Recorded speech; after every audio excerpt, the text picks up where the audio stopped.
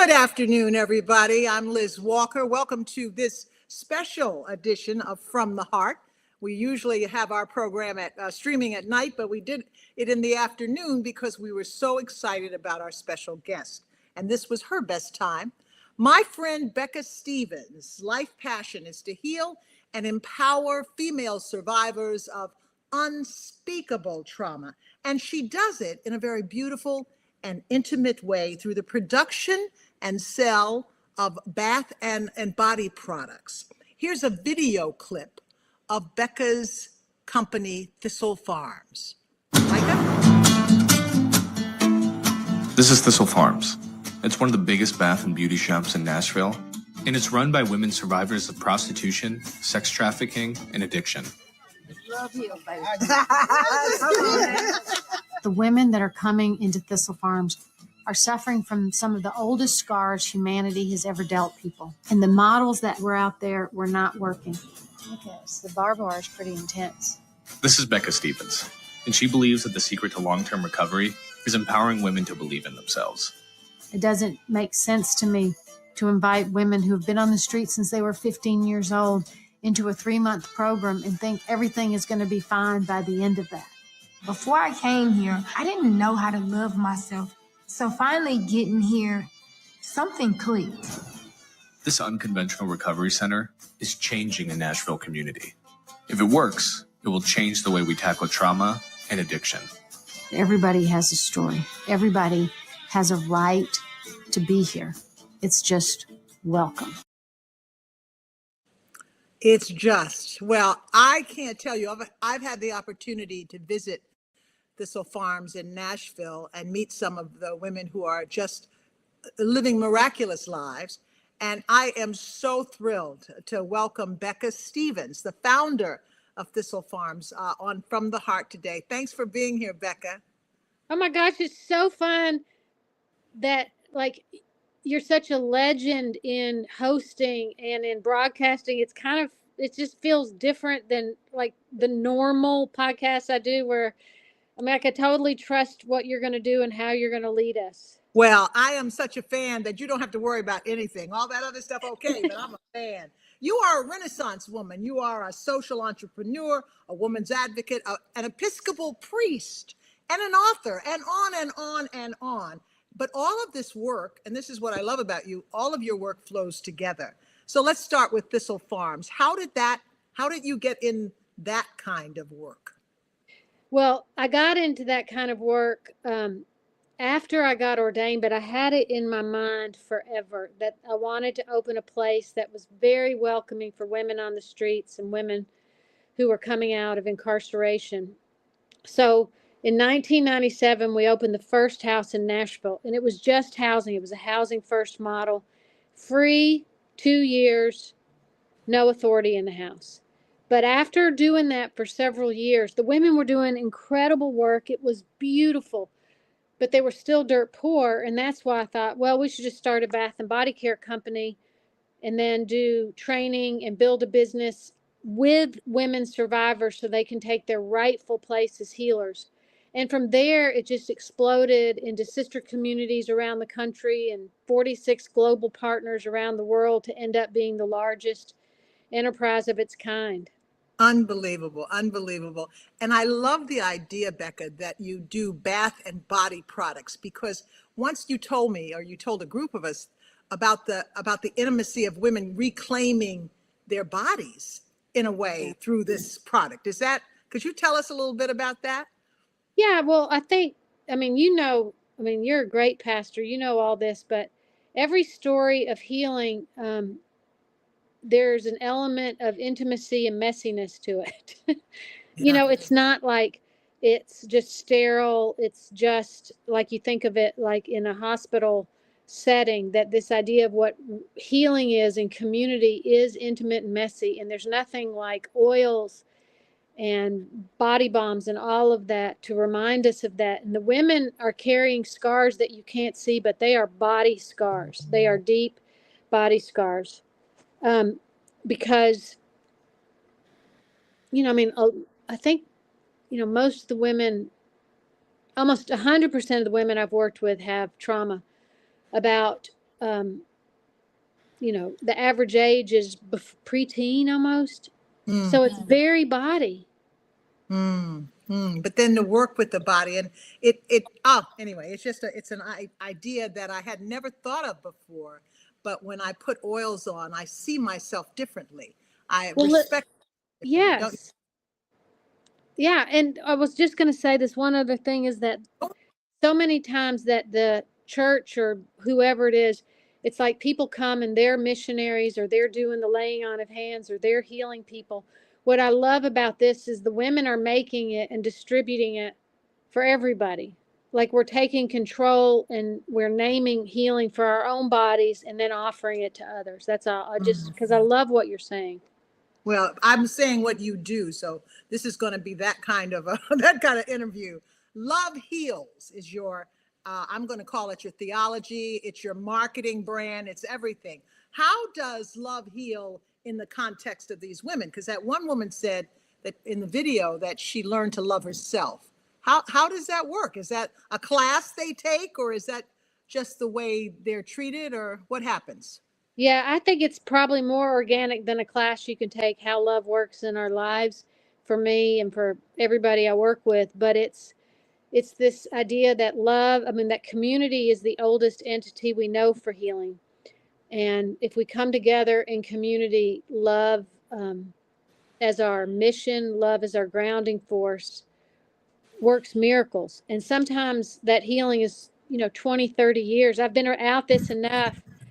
I now can tell stories about a woman who came in from being trafficked as a child to now she's welcoming a healthy, beautiful grandbaby.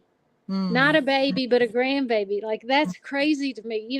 We've been around this block a lot, and we know sometimes the healing work of the heart is so slow, and mental health so slow, and addiction so slow, and broken relationships so slow to heal.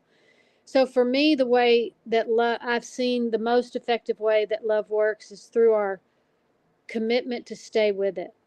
Right. That, it's not going to happen. Like, people are going to come in and then there's going to be this prayer and then it's all over. And then it's these beautiful, miraculous, slow steps towards wholeness. And when I say healing, I mean an intentional walk towards wholeness. That's what I mean by that. That you and I take this intentional walk to wholeness, that our journeys began with God, they end with God, and this walk towards this reconciling ourselves to who we were born to be is a long journey. The other Indeed. thing I think the way it works is that, and what I think too many people shy away from it, that there is also a very practical element to love. Love is so much more about doggedness than any dogma.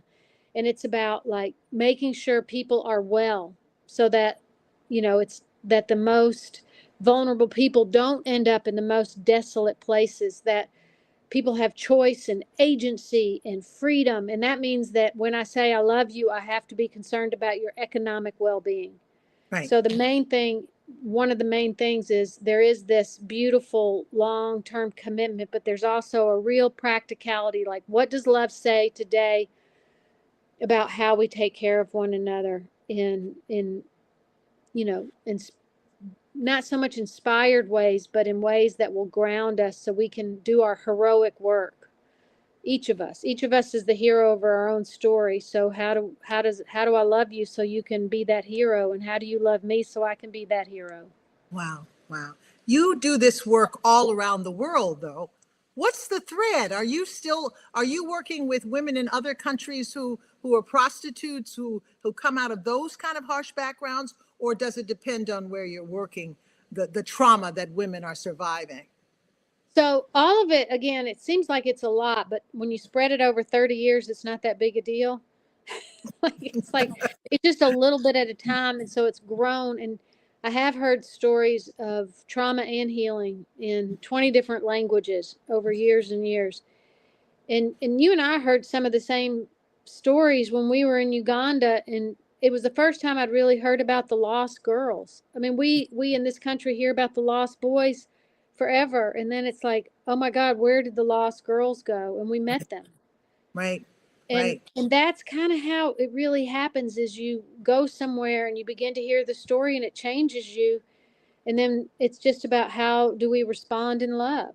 And so our first partnership was a group of women in Rwanda who, you know, dehumanizing poverty after the genocide, where, you know, absolutely homeless, but without food and without means and without anything. And so much sexual violence you can't imagine.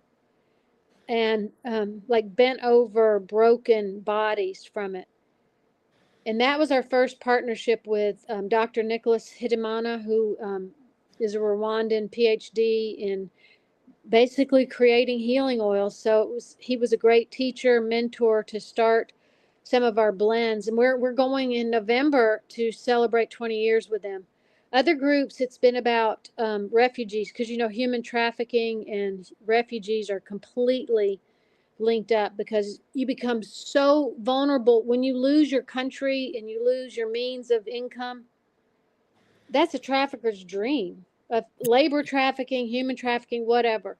So we've started like in Kiev, in Ukraine, in Bethlehem, in Palestine, in Lesbos, Greece, with Syrian women. We've started partnerships in all those places. Wow. So it could be prostitution. It could be like in Botswana, we're opening the first with Pearl and Kumbe, the first safe house for women in the whole country. It's a beautiful country that is so patriarchal, and the gender-based violence has never been addressed, and the results of that lead people to incarceration are on the streets. So it's really, in that context, we talk about gender-based violence. So it depends on where you are and who the leaders are that are leading it, that we're supporting, you know, like kind of how you target your audience.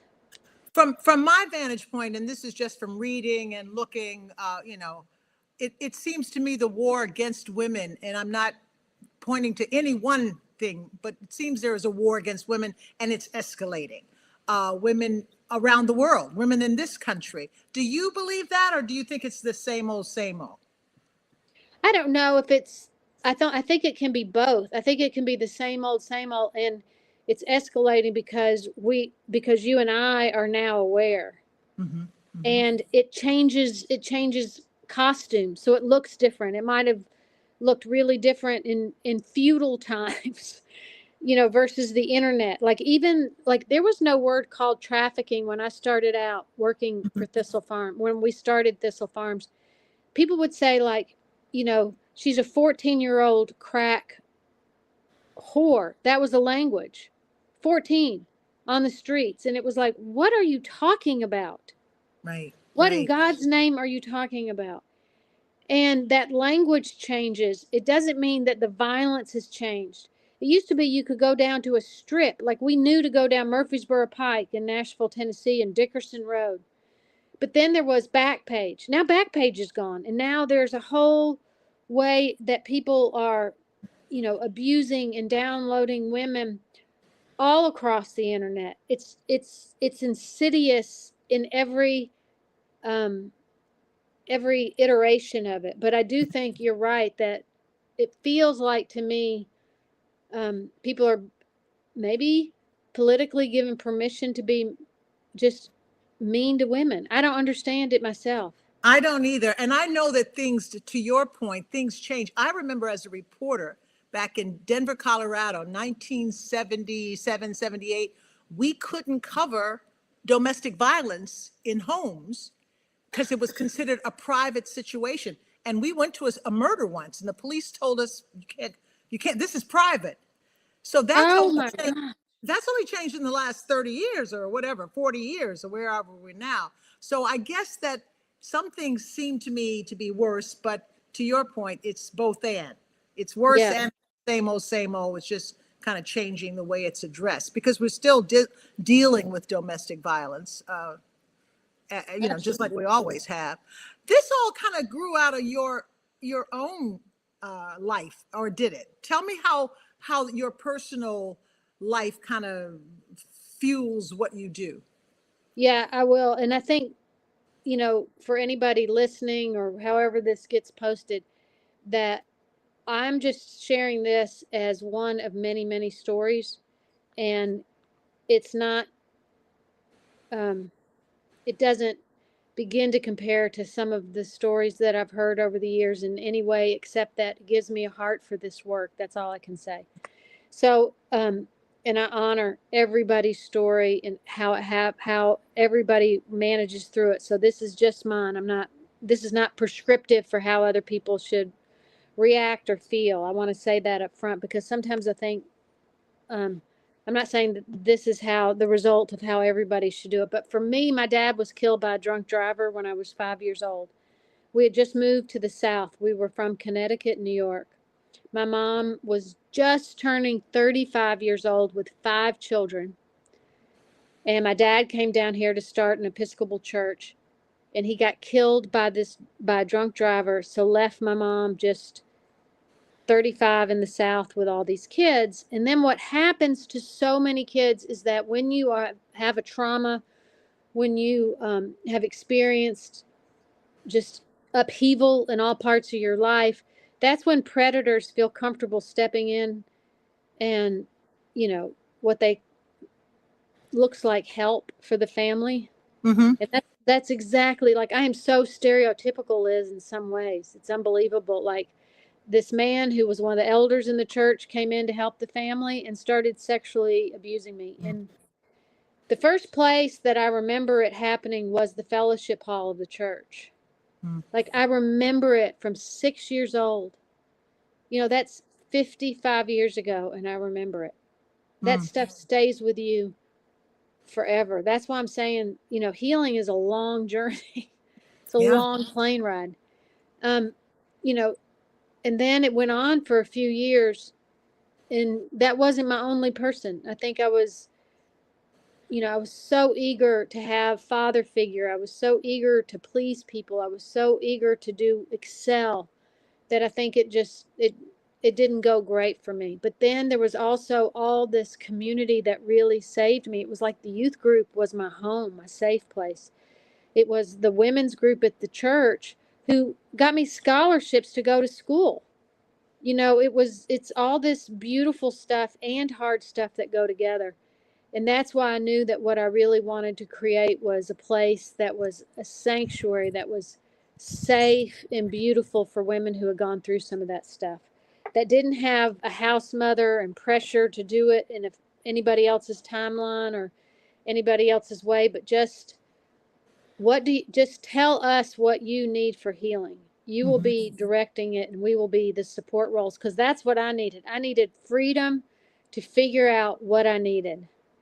And you did. And you paid it forward in such a bold and wonderful, wonderful way.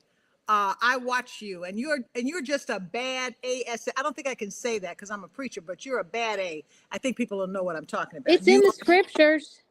Is that really? Oh, it is. It really is. Well, What's his name that had an ass? Yeah, and the one that the donkey started talking, that one Yeah. in the Old Testament. Yeah, I never figured that story out, but you're right. you are that one as well. You are a warrior woman. I have seen Thank you. Quick story: we were in Uganda, and the president of Uganda, who is pretty much somebody you don't want to make mad, had us all taking these group picture. Do you remember this? And so all these dignitaries and our crew, the Champions of Love, which is this wonderful cohort where I met Becca. We're all taking this picture. It's all very straightforward. You can't move. Becca then takes over the whole picture taking session because she wants a shot of us saying something to Thistle Farms. So, do you Love remember that? heals. I made y'all say love heals, and the president said it. And you made everybody say love heals. And I just thought they just took some guts to get up in the middle of this very whatever moment and take over. I want to be like you when I grow up. That's all I got to say. Well, the thing is like, sometimes you think, when am I going to ever be in the presence of the Ugandan president and this amazing group of dignitaries and champions of love ever again? So go for it. And you did, and you did. And Champions of Love is an amazing organization with some real heavyweights in the field of love. That's what I like about it. So being with you on that and being able to travel around the world, I guess, all over the country and meet people and do things.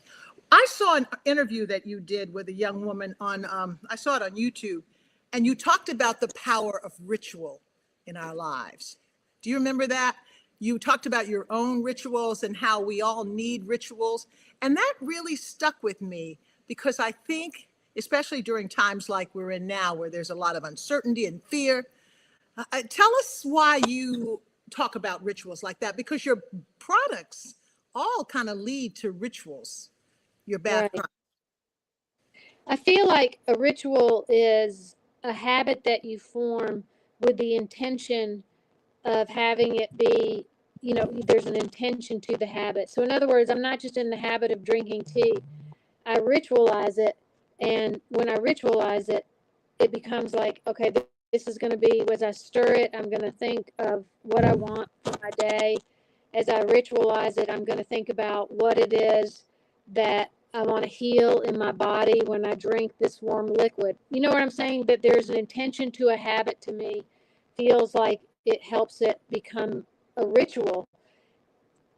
So I think for me, if I can get up in the morning, take a bath with oils, and come up with what the intention is for the day, that I'm in a much better place to greet people and meet the day.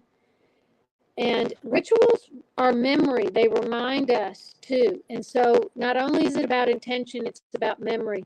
And so at Thistle Farms, we create the ritual. And I know you guys have a different ritual for how you tell the stories in your work, but for us, it's a circle. And we light a candle. And the ritual is to light the candle, which we've made forever. And we say, we light this candle for the woman on the street and the woman trying to find her way home. I love it. That simple ritual reminds us why we're all there and what the point is, and that our intention is that the very next woman that walks in off the streets is the most honored guest among us. And if we can remember that, we're all going to be better together. The last thing I think ritual does in this habit is not just intention, not just memory, but it is a place of deep wealth, deep meaning, deep gratitude. It takes us deeper. So there's a deepening to whatever it is we're doing. So it gives it more, again, more depth, more meaning, more wealth. So like if I just threw some oil on me, then it's just I'm throwing oil on me. But if I know that this is the oil from Rwanda blended by the women of Thistle Farms that I'm anointing, I just use that word, perfuming myself with. And when I do it, I'm going to take deep breaths and I'm going to think about the women incarcerated, or I'm going to think about, you know, what it is I'm going to do for Liz Walker today.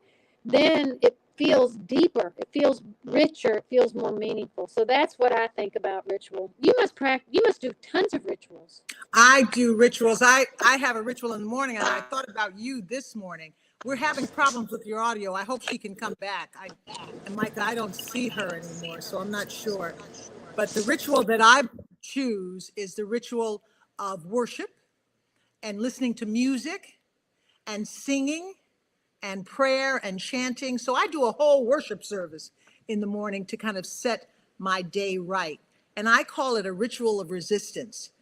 I highly recommend, if you don't have a ritual, that you find one. We have some callers, I hope, who are going to share with us their rituals. I've asked a few people to call in. If you have a ritual that you practice that kind of helps you through, as we try to get Becca back, we're going to try to get her back. What kind of rituals do you practice that help guide you through these crazy times? I think we have a caller now, right? Micah, can we have our first caller? I believe I'm on. You are on.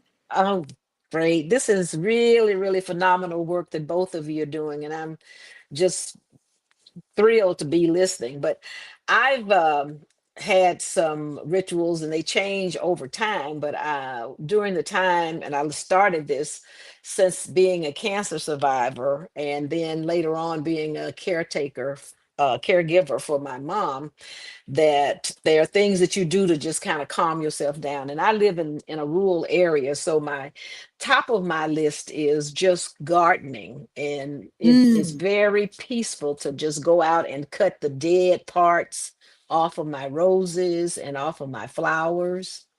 It brings me it's like mindfulness. It takes you from wherever you are into one particular place.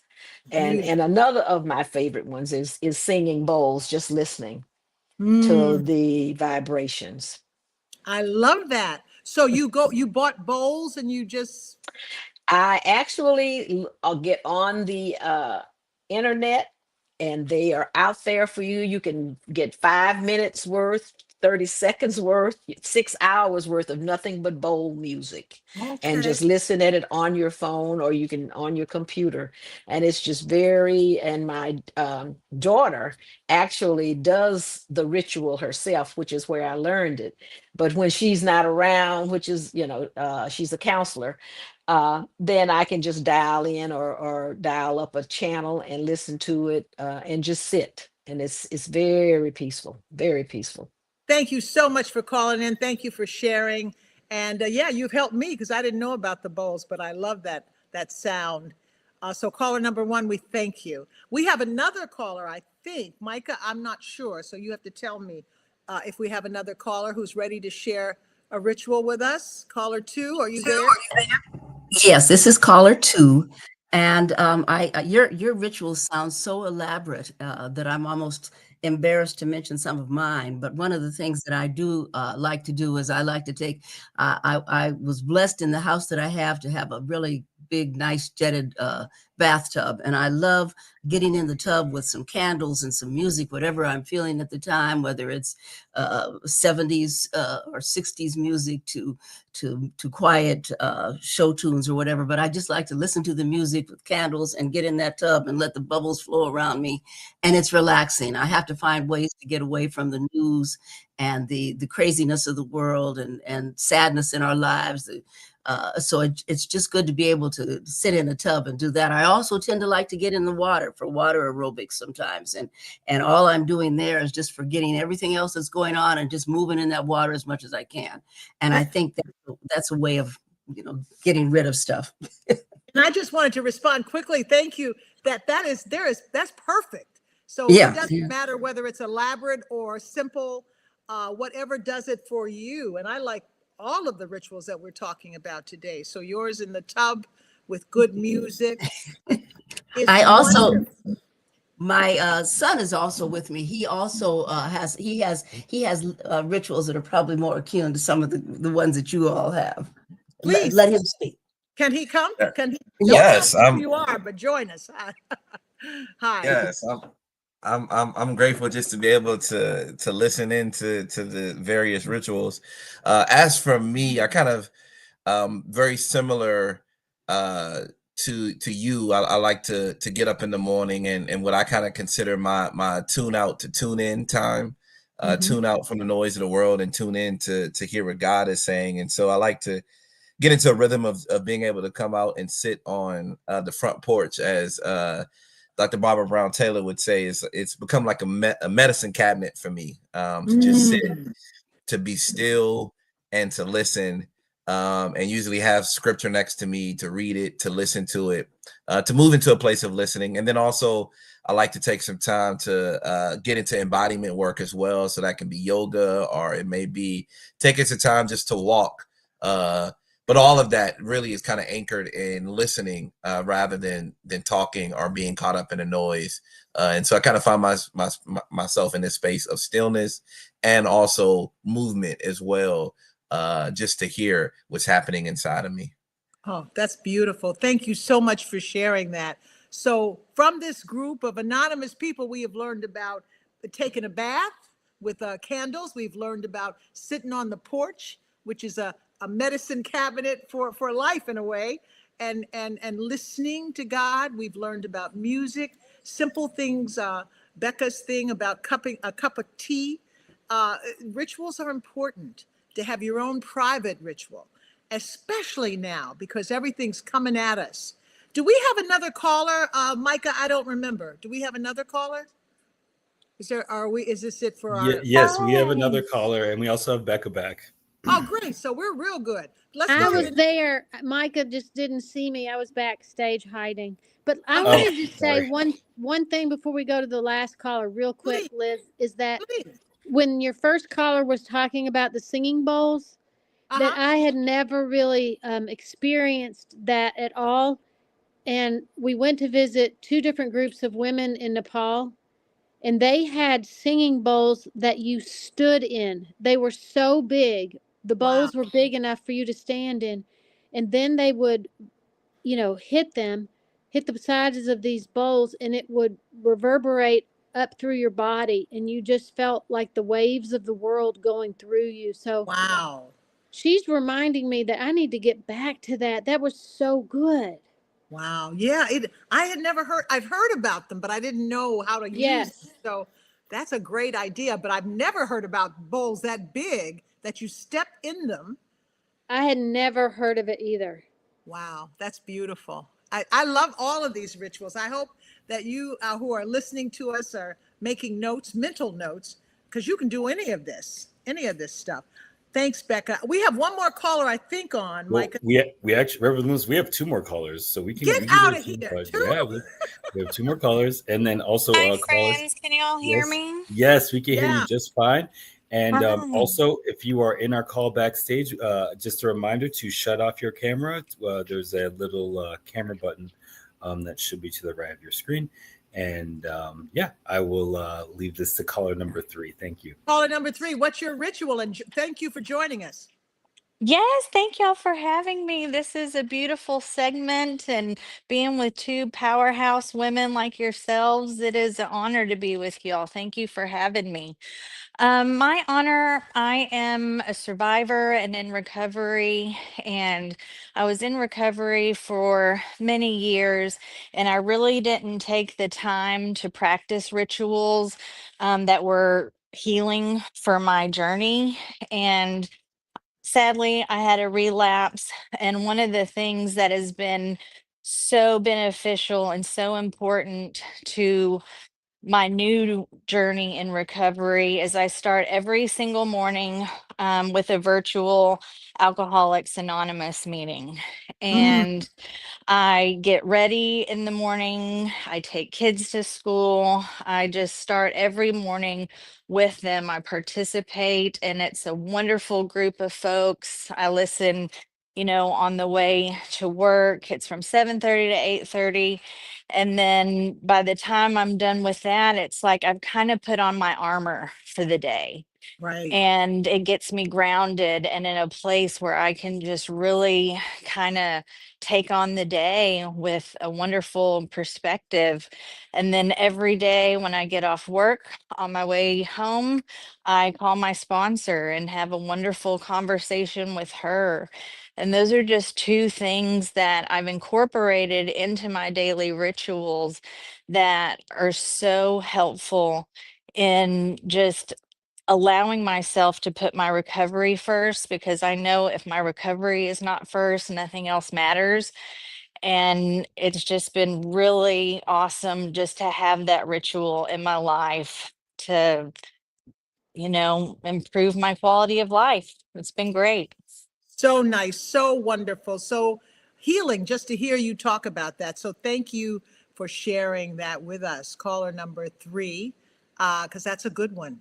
And to be able to be on a virtual, we have Can We Talk, which is our program for healing trauma.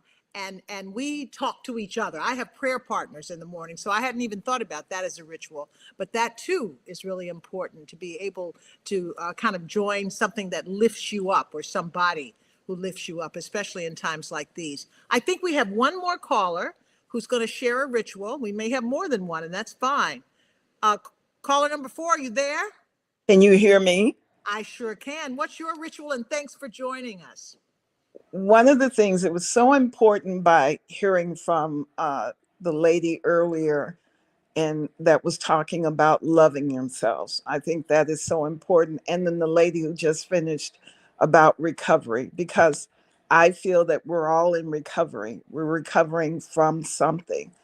And this, and if you don't love yourself, how are you going to love anybody else? And one of the rituals for me is definitely walking, and walking not just to lose weight or anything, walking to release whatever anxiety or frustration is happening. And walking by water is so important Mm. for me. I know that going to the beach, I used to walk the beach and record the waves coming in Nice. so I could listen to them later on.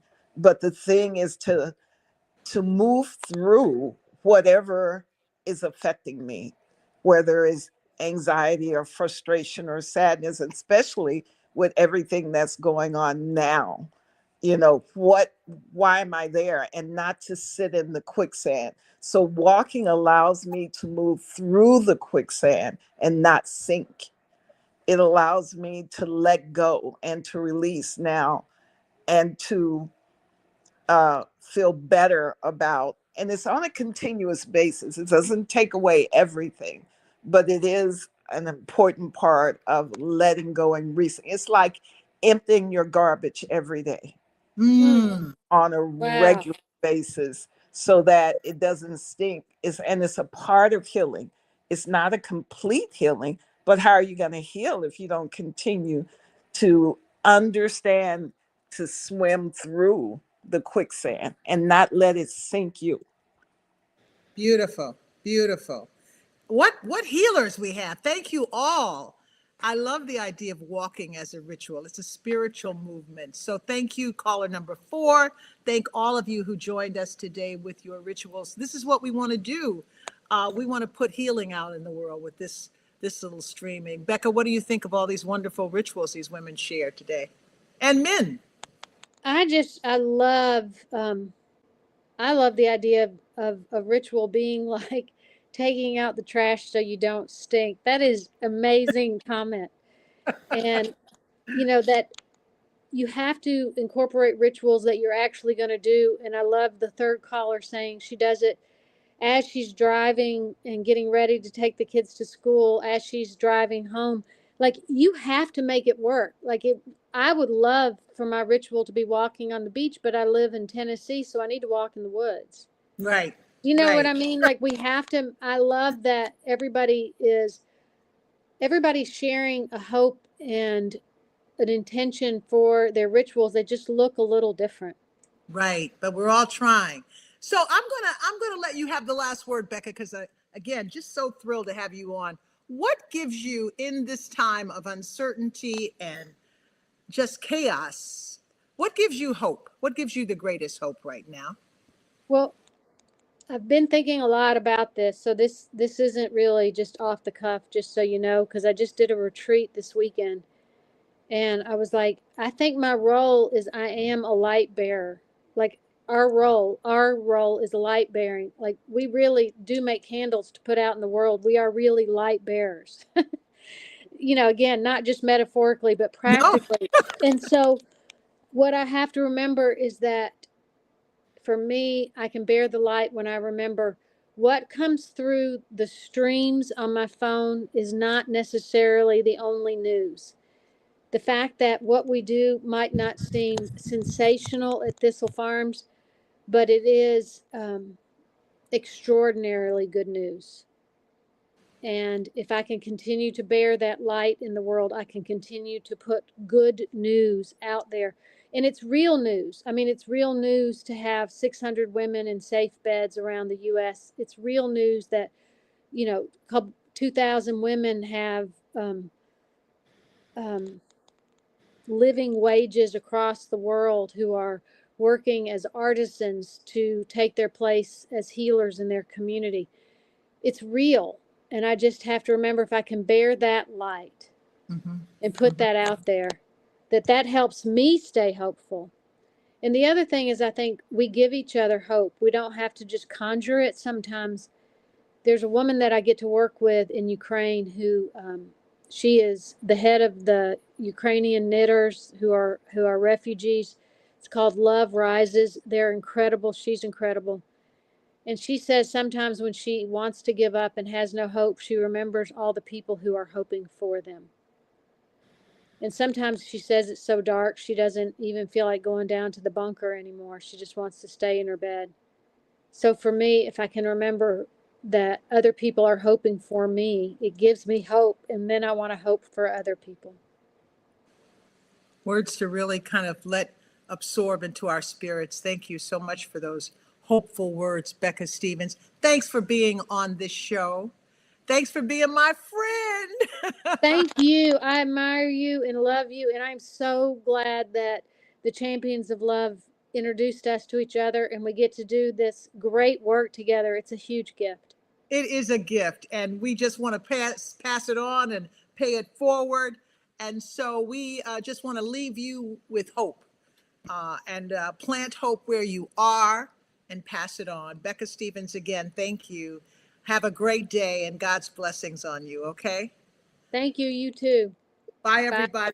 Thank you.